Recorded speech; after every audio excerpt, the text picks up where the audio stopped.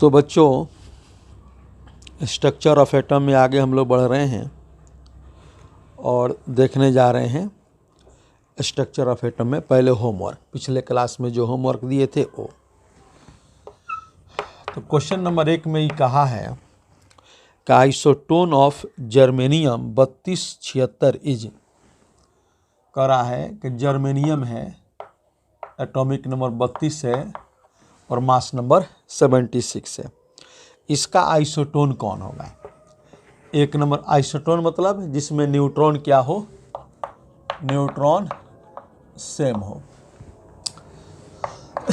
तो कह रहा है 1 नंबर में है जर्मेनियम 32 है और 77 में। इसमें न्यूट्रॉन निकालेंगे तो ऊपर वाले में से नीचे वाला घटाएंगे तो न्यूट्रॉन निकल जाएगा।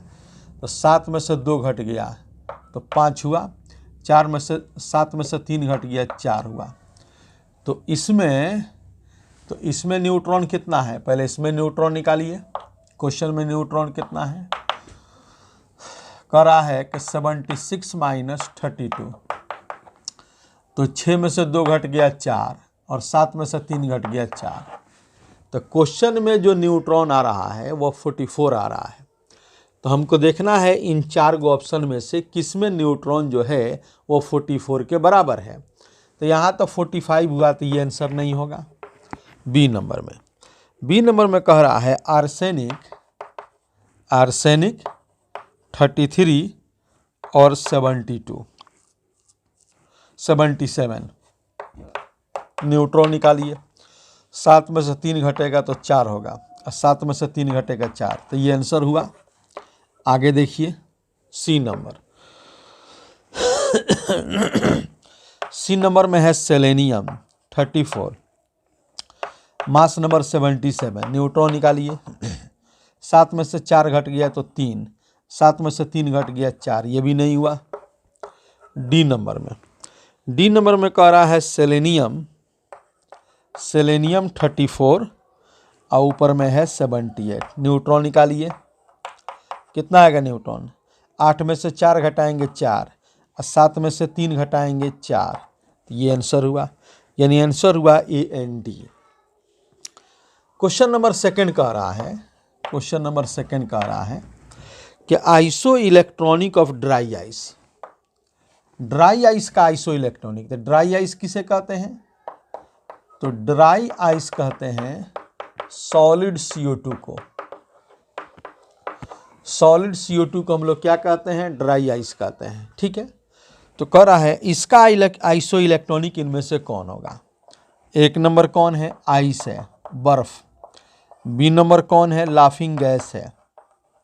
सी नंबर कौन है? ओजोन है। और डी नंबर कौन है? बेंजीन है।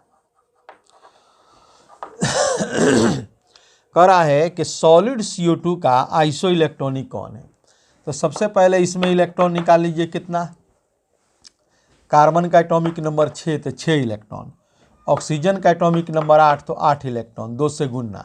4 दूनी 16, 6 22 इलेक्ट्रॉन हुआ। इसमें 22 इलेक्ट्रॉन हुआ। ठीक है ना। तो ये 22 इलेक्ट्रॉन जो है इनमें से किसके बराबर है? तो पहला कह रहा है कि आइस।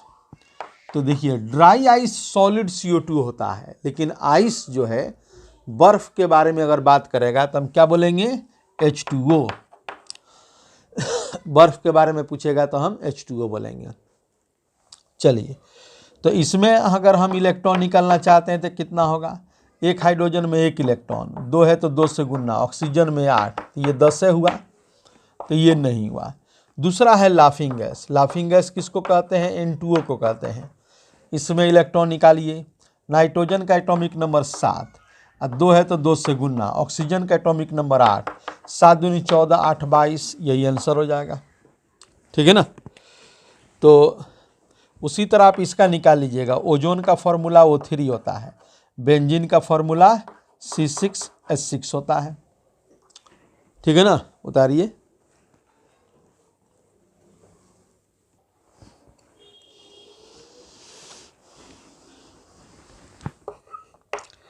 क्वेश्चन नंबर 3 देखिए। Which among them is not isoelectronic collection, कौन है जो आइसो इलेक्ट्रॉनिक कलेक्शन नहीं है। एक नंबर में कौन है, CO3 पर 2 माइनस, NO3 पर 1 माइनस और BO3 पर 3 माइनस। बी नंबर में कौन है, फ्लोरीन पर 1 माइनस, सोडियम पर 1 प्लस और एल्युमिनियम पर 3 प्लस। सी नंबर में कौन है, CO, NO पर 1 प्लस और O2 पर 2 प्लस और CO पर 1 प्लस, ये दिया गया है। और डी नंबर है कि कोई नहीं, नॉन। ठीक है, सबसे पहले इनको निकालिए। सब में इलेक्ट्रॉन निकालना है तो थोड़ा सा ट्रिक भी, दिमाग भी इस्तेमाल हो, थोड़ा ट्रिक। देखो 3 ऑक्सीजन यहाँ है, 3 ऑक्सीजन यहाँ है, 3 ऑक्सीजन यहाँ है, तो ठीक है, जब 3-3 ऑक्सीजन है तो इनका इलेक्ट्रॉन तो बराबर होगा।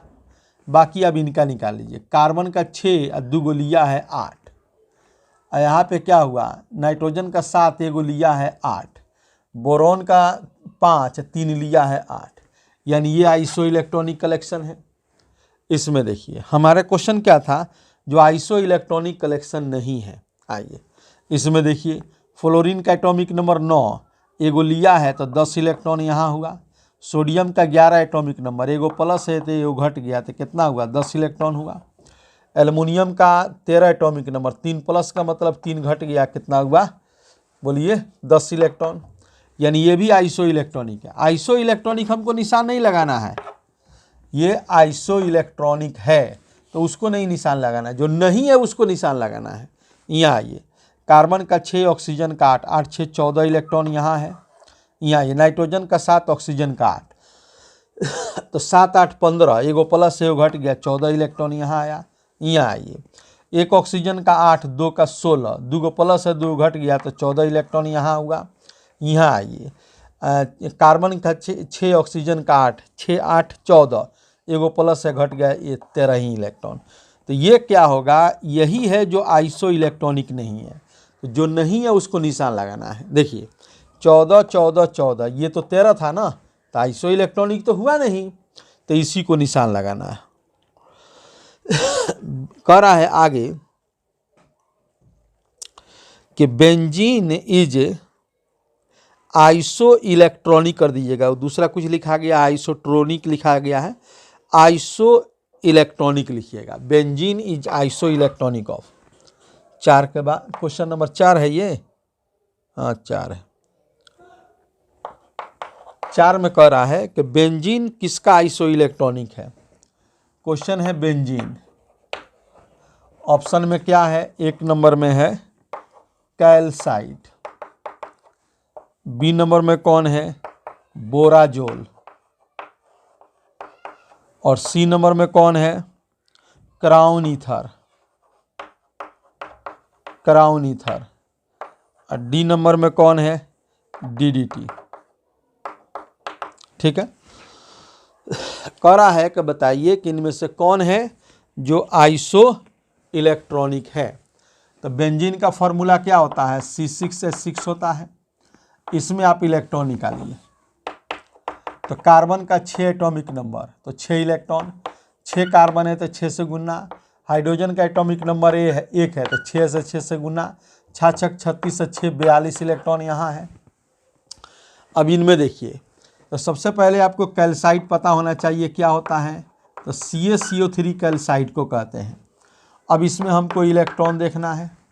चलिए, कार्बन का एटॉमिक नंबर 20 तो 20 इलेक्ट्रॉन, सॉरी कैल्शियम का, कार्बन का एटॉमिक नंबर 6 तो 6 इलेक्ट्रॉन, ऑक्सीजन का 8 एटॉमिक नंबर 3 से गुना, 8 3 का 24, 6 30, 20 50, तो इसमें 50 इलेक्ट्रॉन आया, ये नहीं हुआ। अब आइए बोराजोल, बोराजोल किसको कहते हैं, B3N3H6 को कहते हैं। इलेक्ट्रॉन निकालिए कितना होगा, कह रहा है बोरॉन का एटॉमिक नंबर 5 तो 5 इलेक्ट्रॉन, 3 है तो 3 से गुना। नाइट्रोजन का एटॉमिक नंबर 7, 3 है तो 3 से गुना। हाइड्रोजन का एटॉमिक नंबर 1, 6 है तो 6 से गुना। तो ये 5 तिहाई 15 प्लस 7 3 का 21 प्लस 6, ये हो गया 6 1 7, 7 5 12, 6 1 7 5 12 2, बचा कितना बचा 1, 2 1 3 1 4, 42 आ रहा है, ऊपर भी 42 है, टिक हो जाएगा। बाकी फॉर्मूला इनका बता देते हैं। क्राउन ईथर क्या होता है, कह रहा है कि CH2 का होल 12 और O6, ये क्राउन ईथर होता है, क्राउन ईथर। इसका थोड़ा सा और स्ट्रक्चर हम बात करेंगे तो ऐसा होगा, इसका स्ट्रक्चर ऐसा होगा।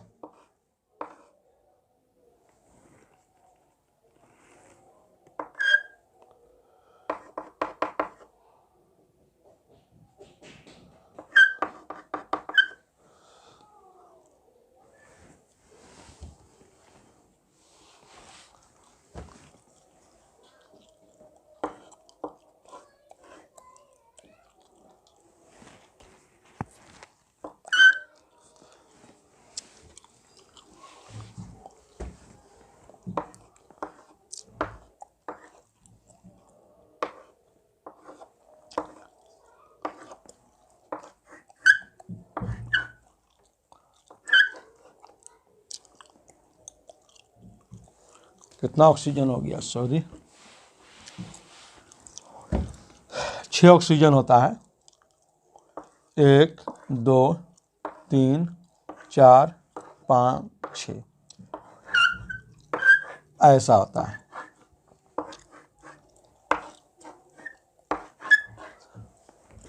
ये जितना है ना, ये सब CH2 है, CH2 CH2 CH2 सब CH2 है। तो CH2 इसमें देखिएगा ना तो 12 है,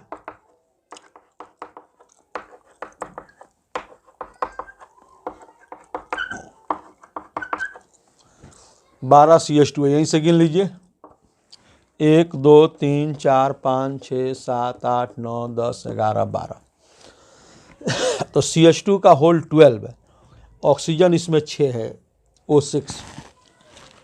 उसके बाद DDT क्या होता है, एगो कार्बन होता है, फिर क्लोरीन, यहाँ भी क्लोरीन, आगे CH होता है, यहाँ पे एगो बेंजीन होता है, फिर यहाँ भी बेंजीन होता है, ठीक है ना। तो इसका बेंजीन का जो आइसो इलेक्ट्रॉनिक होता है वह बोराजोल होता है। उतारिए।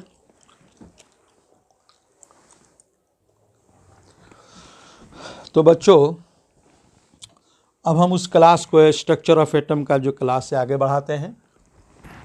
एक होता है आइसोस्टर्स। आइसोस्टर्स किसे कहते हैं? आइसोस्टर्स में कह रहा है डिफिनीशन कि द स्पेसीज वह स्पेसीज विच हैव जो रखता हो same number of atoms as well as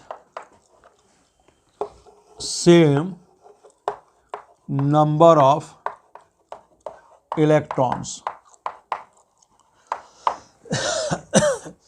आइसोस्टर्स में कह रहा है कि the species which have same number of atoms as well as same number of electrons, ठीक है ना, उसको क्या कहते हैं?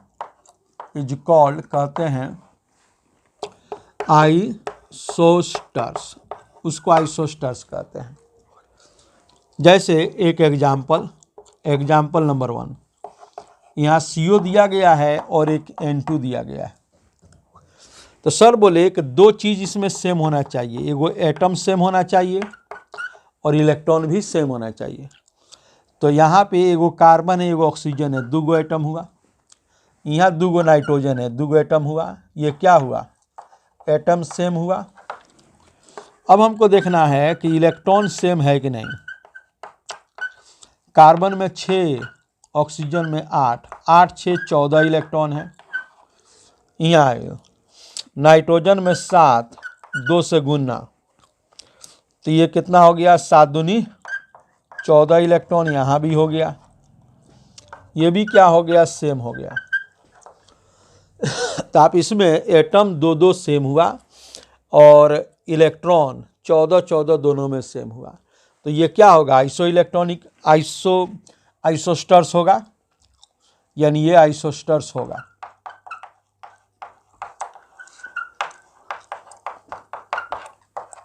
ठीक है, एक और एग्जाम्पल लीजिए, एग्जाम्पल नंबर 2। एग्जाम्पल नंबर 2 कह रहा है एगो है कार्बन डाइऑक्साइड, दूसरा है लाफिंग गैस। तो इसमें आप निकालिए, सबसे पहले एटम निकालिए कि एटम्स का क्या हाल है। एगो कार्बन, दूगो ऑक्सीजन 3, दूगो नाइट्रोजन, एगो ऑक्सीजन 3, ये सेम हो गया, एटम सेम हो गया। अब हमको चाहिए इलेक्ट्रॉन्स।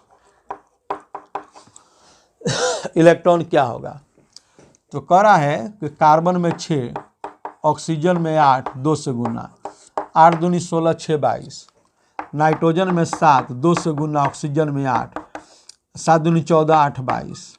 तो ये भी क्या हो गया, सेम हो गया। इसका मतलब है कि ये क्या है, आइसोस्टर्स है। तो आपको दिमाग में ये रखना है कि आइसोस्टर्स किसे कहते हैं। आइसोस्टर्स कहते हैं कि वह स्पेसीज जिसमें एटम भी सेम हो और इलेक्ट्रॉन भी सेम हो। बताइए,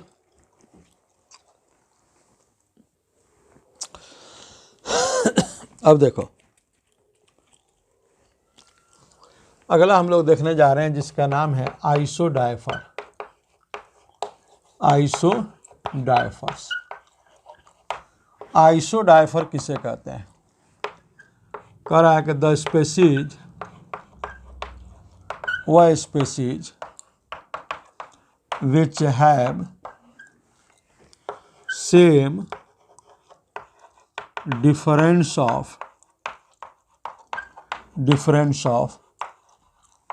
neutrons and protons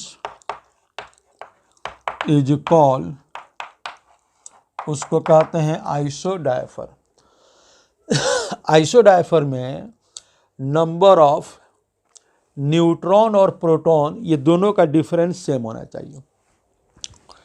जैसे हम एग्जांपल ले रहे हैं, मान लीजिए कि ये थोरियम है 90-232 और दूसरा है यूरेनियम 92-238।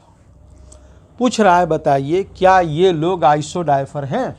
आइए, तो आइसोडायफर में हमको न्यूट्रॉन और प्रोटॉन का डिफरेंस चाहिए सेम। तो सबसे पहले आप न्यूट्रॉन इसमें निकालिए।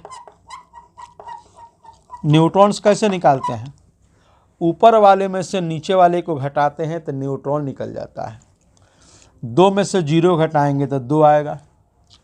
ये 23 में से 9 घटाएंगे तो कितना हो जाएगा, सॉरी ये हो गया हमारा कितना 13, तो 8 5 4 9 4 13 और ये कितना बचा 1, ठीक है ना। 2 में से 0 घट गया 2, ये हमारा हो गया कितना 13, 13 में से 9 घट गया तो 9 4 13, ये 4 हुआ और यहाँ 2 में से 1 बचा हुआ है 1 हो गया। अच्छा, इनका प्रोटॉन हम लोग देखें कि भाई इनका प्रोटॉन क्या है। तो प्रोटॉन इनका है, नीचे वाला प्रोटॉन होता है 90।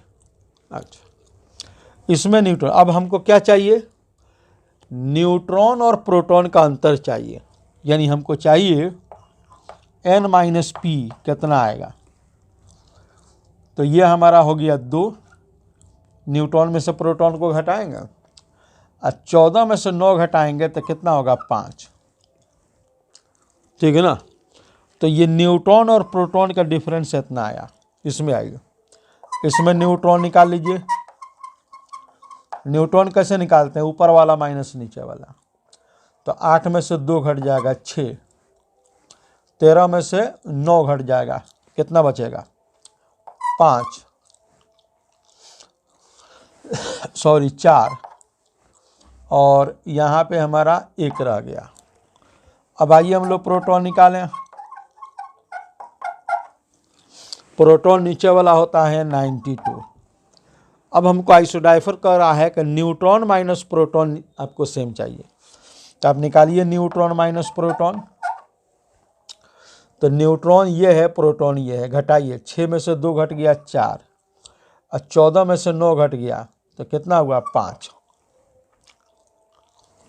ये कितना हुआ 6 में से 2 घट गया 4 और 14 में से 9 घट गया 5। ठीक है, तो आप यहाँ पे ले लीजिए ये 236 ले लीजिए, तो यहाँ पे हो जाएगा कितना 4। ठीक है ना, तो ये घटाइएगा तो 4 में से 2 घट गया तो यहाँ पे कितना होगा 2, और 14 में से 9 घट गया 5।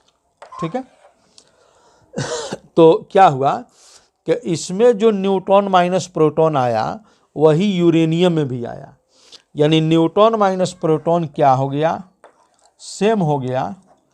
इसलिए ये जो हमारा होगा both are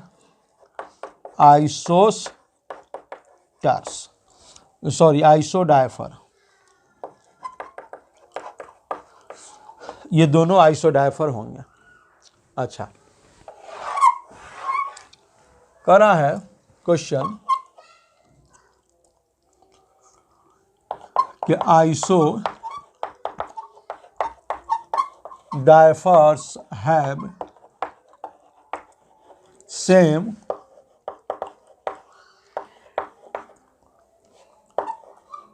difference of dot dot dot.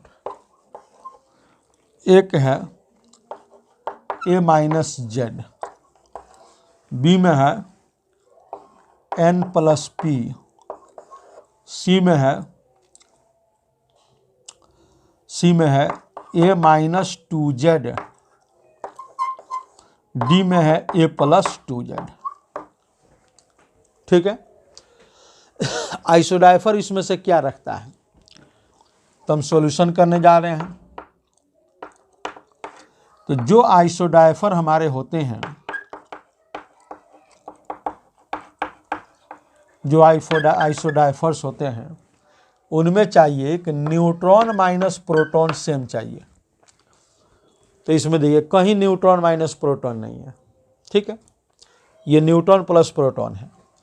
तो अब आगे बढ़िए, न्यूट्रॉन आप कैसे निकालते हैं, इसको निकालते हैं mass number minus atomic number, और माइनस प्रोटॉन क्या होता है, एटॉमिक नंबर होता है। तो ये कितना हो गया, ये हो गया ए माइनस जेड माइनस 2z। ठीक है, तो ए माइनस 2z जो होगा वो क्या होगा, आंसर होगा ए minus 2z। उतारिए,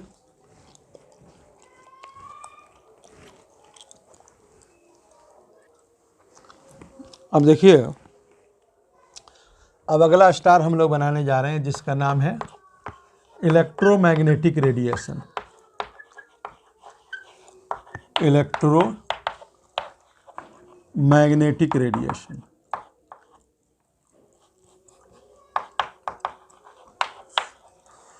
electromagnetic radiation.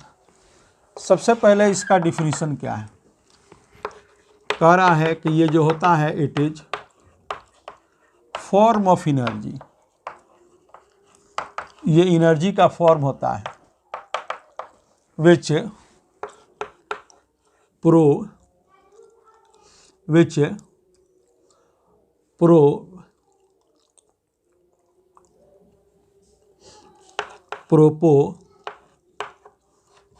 Propagates, जो चलता है with the propagates due to the oscillation of electric and magnetic field। कह रहा है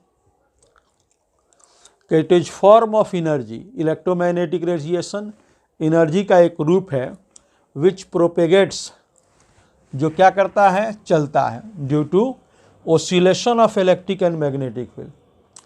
इलेक्ट्रिक और मैग्नेटिक फील्ड ओसिलेट होगा, वाइब्रेट होगा, तो इलेक्ट्रिक फील्ड चलेगा। अच्छा, डायरेक्शन जो इसका होता है, direction of electromagnetic radiation is perpendicular to the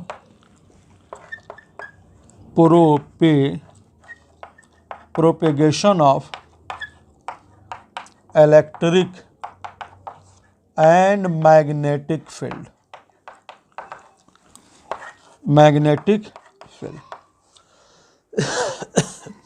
कह रहा इलेक्ट्रोमैग्नेटिक रेडिएशन का जो डायरेक्शन होता है वह perpendicular to the propagation of electric and magnetic field. देखिए, मान लीजिए कि ये हमारा इलेक्ट्रिक फील्ड है, ये इलेक्ट्रिक फील्ड का डायरेक्शन है और ये मैग्नेटिक फील्ड का डायरेक्शन है। तो इलेक्ट्रिक मैग्नेटिक तो 90 डिग्री होता ही है, परपेंडिकुलर होता है, और जो इलेक्ट्रिक फील्ड आपका चलेगा ये दोनों के ऐसे में चलेगा। जैसे हम यहाँ से थोड़ा बताएं आपको, मान लीजिए कि ये हमारा है, हम ऐसा कर देते हैं, ऐसा, तो ये दोनों में 90 डिग्री का एंगल, इन दोनों में 90 डिग्री का एंगल, सब 90 डिग्री पे है। ये अगर इलेक्ट्रिक फील्ड है और ये मैग्नेटिक फील्ड है तो ये कौन सा होगा, ये इलेक्ट्रोमैग्नेटिक रेडिएशन होगा। ठीक है ना, सब एक दूसरे का परपेंडिकुलर होता है। ठीक है, कह रहा है कि वेलोसिटी ऑफ इलेक्ट्रोमैग्नेटिक रेडिएशन जो होता है, वेलोसिटी ऑफ इलेक्ट्रोमैग्नेटिक रेडिएशन जो होता है वह 3 × 10⁸ मीटर पर सेकेंड होता है। अब इलेक्ट्रोमैग्नेटिक रेडिएशन जो हमारा होता है उसका सिंबल C होता है, तो C बराबर 3 × 10⁸ मीटर पर सेकेंड। ये C क्या है, वेलोसिटी ऑफ इलेक्ट्रोमैग्नेटिक रेडिएशन है। ठीक है, उतारिए।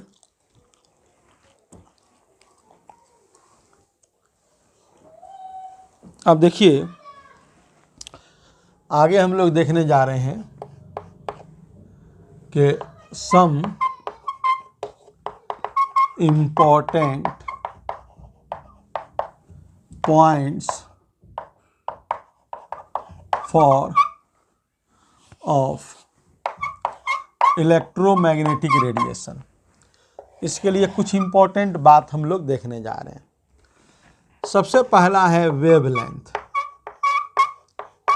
वेवलेंथ किसे कहते हैं, वेवलेंथ का सिंबल होता है लैम्डा। ये क्या है, तो बोलता है कि द डिस्टेंस बिटवीन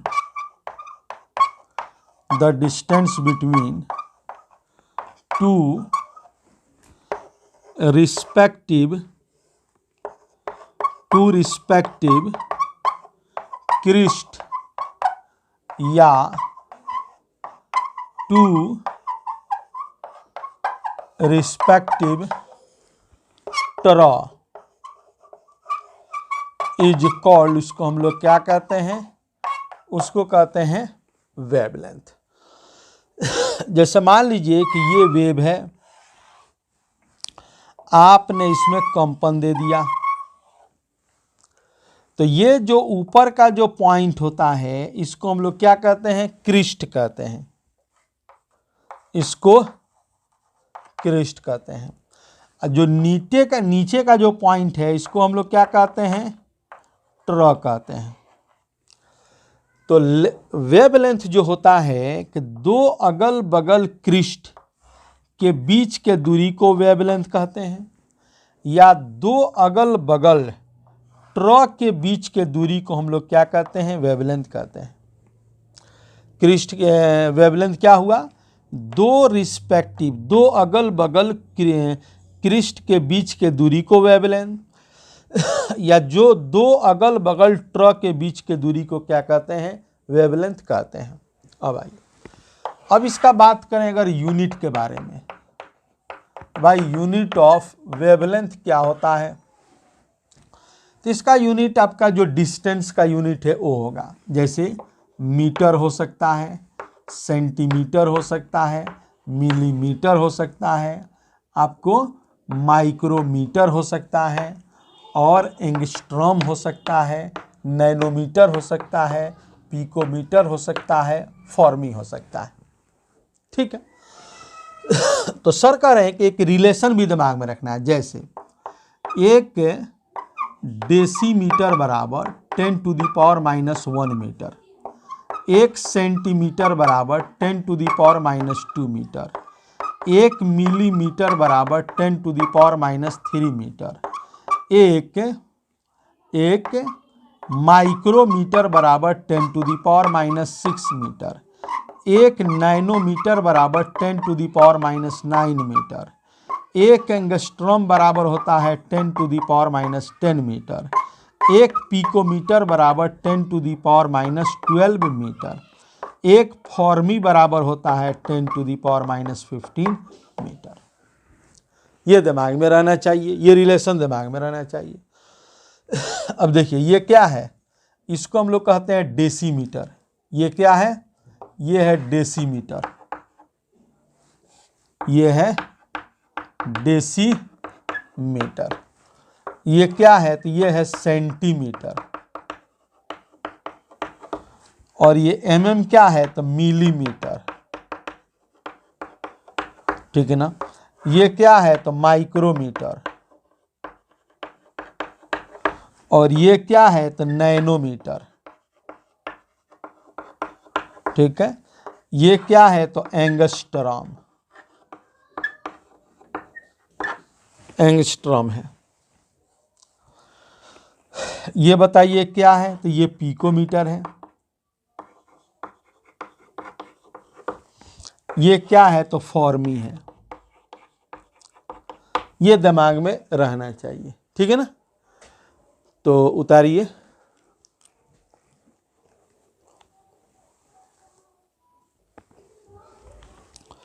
अब देखो आगे बढ़ रहा है, अगला नंबर पॉइंट हम लोग देखने जा रहे हैं, जिसका नाम है wave number. Wave number nu bar symbol होता है वेव नंबर। इसका पहले ये था ना, इसको हम लोग कहते हैं लैम्बडा, इसको लैम्बडा कहते हैं, और इसको कहते हैं न्यू बार।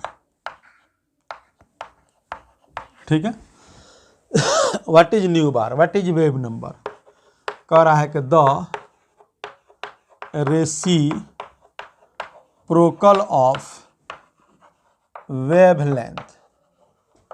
वेवलेंथ का जो रेसिप्रोकल होता है उसको हम लोग क्या कहते हैं, उसको कहते हैं वेव नंबर। यानी वेव नंबर बराबर क्या हुआ, 1/λ। 1/ क्या हुआ, लैम्बडा।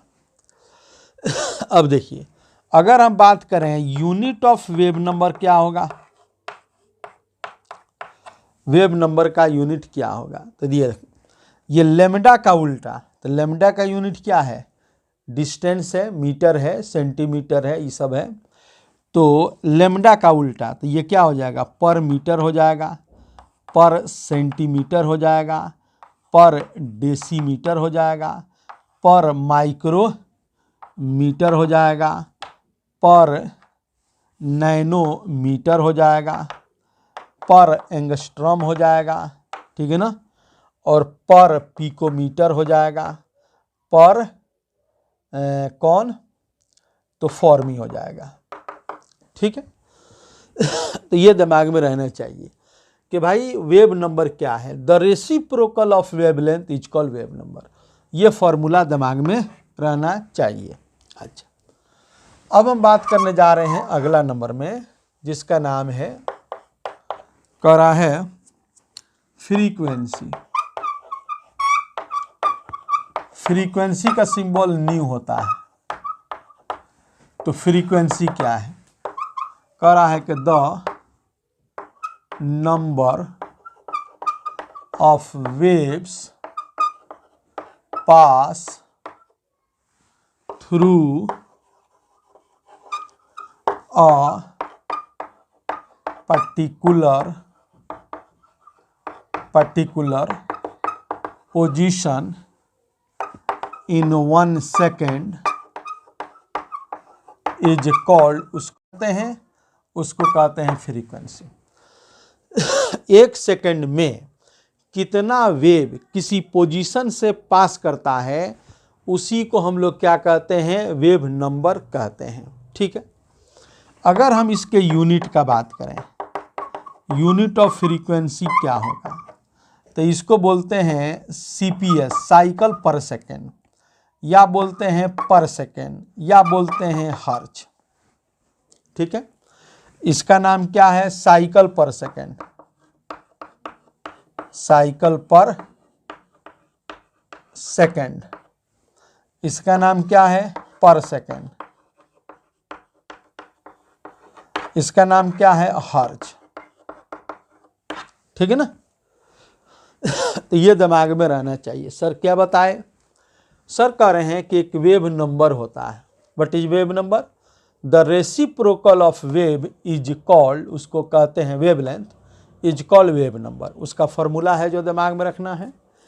फ्रीक्वेंसी क्या है, the number of waves pass through a particular position in 1 second.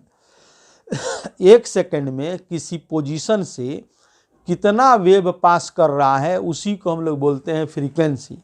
जैसे मान लीजिए कि तालाब है, पोखर है, उसमें आप किनारे पर बैठे हैं और तालाब में एक कंकड़ी को आपने मार दिया, तो आप देखेंगे कि वह कंकड़ी जो है, वह कंकड़ी जो मारे हैं तो वो वेव क्रिएट कर देता है। अब एक पर्टिकुलर पोजीशन आप फिक्स कर लीजिए, उस पोजीशन से 1 सेकेंड में जितना उस तरह का वेव पास करेगा उसी का नाम क्या होगा, फ्रीक्वेंसी। यूनिट इसका क्या होगा, सीपीएस, यानी साइकिल पर सेकेंड, या पर सेकेंड ये वाला, या एचजेड, हर्ट्ज। उतारिए।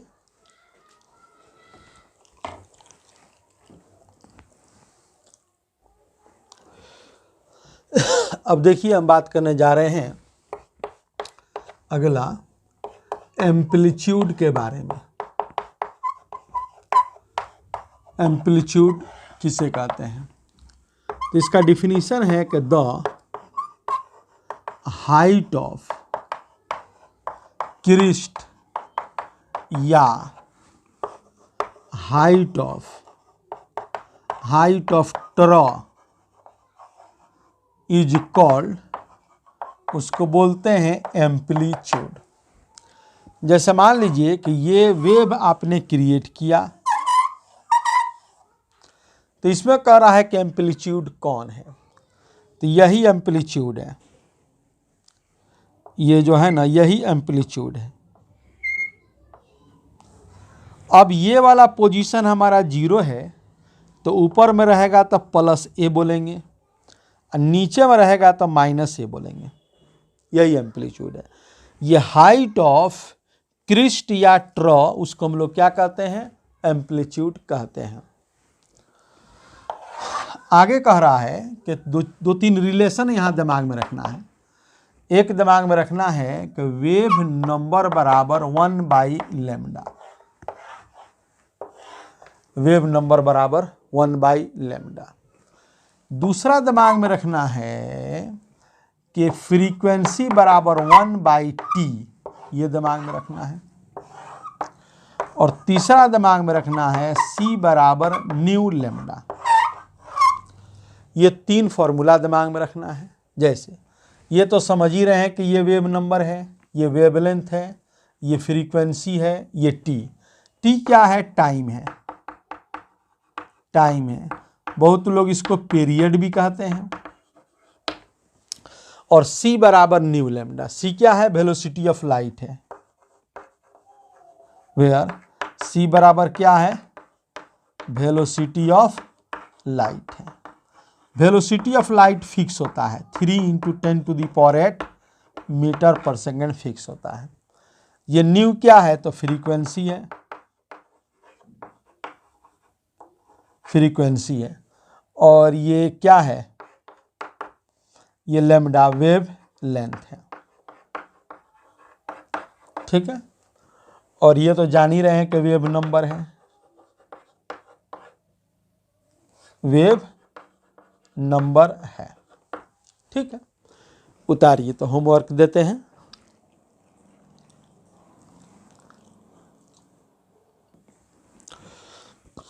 चलिए एक होमवर्क ले लीजिए, एक ही होमवर्क देंगे। क्वेश्चन कह रहा है the Vividh Bharati of All India Radio station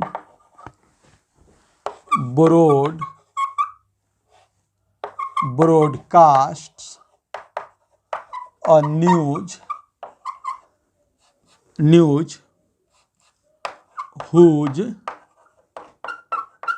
period is 2 into 10 to the power -4 seconds। ठीक है ना। कैलकुलेट, एक नंबर में है फ्रीक्वेंसी, बी नंबर में है वेवलेंथ, ठीक है ना, और सी नंबर में है वेव नंबर। आपको सेल्फ बनाना है, आंसर हम नहीं लिख रहे हैं, अगले दिन इसको डिस्कस करेंगे। उतारिए।